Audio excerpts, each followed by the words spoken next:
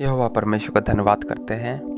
आज का मनन में हम जाएंगे। आज का मनन का जो विषय है वो है भजन संहिता उसका 37 उसका 3 पद।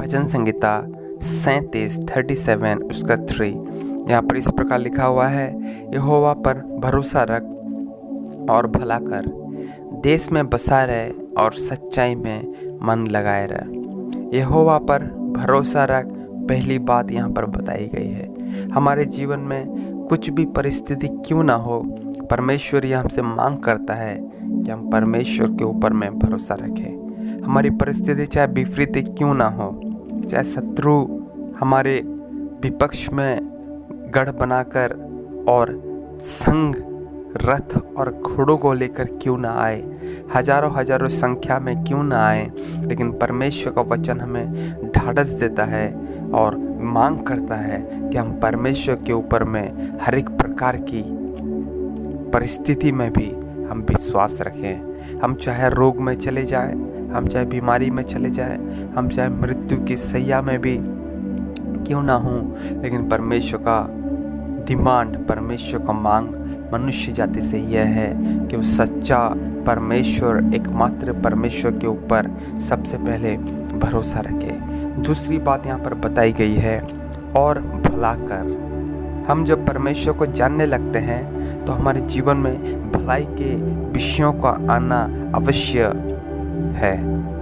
बहुत बार हम जब परमेश्वर के ऊपर में विश्वास करते हैं तो हमें गर्व होता है कि मैं प्रभु का जन हो गया हूँ, लेकिन लोगों से हमारा बर्ताव जो है वो वैसे ही होता है जैसे पहले हमने किया है। लेकिन परमेश्वर का वचन मत्ती रचित सुसमाचार में लिखा हुआ है। सुसमाचार में कई जगहों पर यीशु ने कहा है कि तुम अपने परमेश्वर से पहले प्रेम करो, अपने मन, अपनी शक्ति, अपनी बुद्धि से प्रेम करो। सबसे पहले परमेश्वर का पहला स्थान दो, और दूसरा तुम अपने पड़ोसी को भी अपने समान प्रेम करो। जब हम परमेश्वर को प्यार करने लगते हैं तो हमारे अंदर में ये ऑटोमेटिक एक बात आने लगती है कि हम अपने पड़ोसी को भी, अपने अगल बगल के लोगों को भी हम प्यार करें और उनके साथ हम भलाई का व्यवहार करें।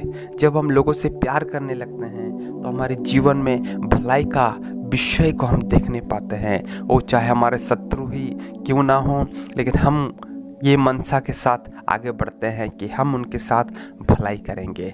तीसरा विषय यहाँ पर दिया हुआ है, देश में बसा रहे। जब हम कोई भी देश में जाते हैं तो वहाँ का नागरिकता हमें मिले या ना मिले, देश बड़ा हो या छोटा हो, लेकिन हमको वहाँ पे बसे रहने की आज्ञा प्रभु ने दी है। और चौथा, सच्चाई में मन लगाए रहे। ये संसार में जब हम अगल बगल अपने निगाहों को घुमाते हैं तो हम देख पाते हैं कि सारे जगह में अधर्म की बातें चलती हुई आ रही है। ये अब नहीं है, लेकिन प्राचीन काल से ही ऐसा होता आ रहा है। जहाँ देखिए असत्य की बातें, हर जगह बुराई की बातें, हर जगह कामुकता की बातें, हर जगह धोखाधड़ी की बातें चलती आ रही है। लेकिन परमेश्वर का वचन हमें सजेशन देता है, हमें मार्गदर्शन करता है कि हम सच्चाई में अपने मन को लगाए रहें। जो बातें सत्य हैं उस सच्चाई को हम अपने हृदय के अंदर में गांठ बांध लें, ताकि हम सच्चाई से ना फिरने पाएँ। सत्य ही हमारा आधार है कि हम परमेश्वर को जाने हैं। जब तक हम सच्चाई में अपने जीवन को ना लिए चलेंगे, मन नहीं लगाएंगे, तब तक हम परमेश्वर को प्रसन्न ना कर पाएंगे, ना ही हम परमेश्वर के ऊपर भरोसा रख पाएंगे, और ना भला कर पाएंगे, और ना देश में बसने पाएंगे। परमेश्वर हम सबों को आशीष दे कि भजन संहिता 37 का 3 के अनुसार हमारे जीवन में परमेश्वर जो चाहते हैं होने पाए, कि हम देश में हम यहोवा पर भरोसा रखें, हम भला करें, हम देश में बसे रहें और सच्चाई में मन लगाए रहें। परमेश्वर इस सुबह के मनन के द्वारा हम सबको आशीष दे।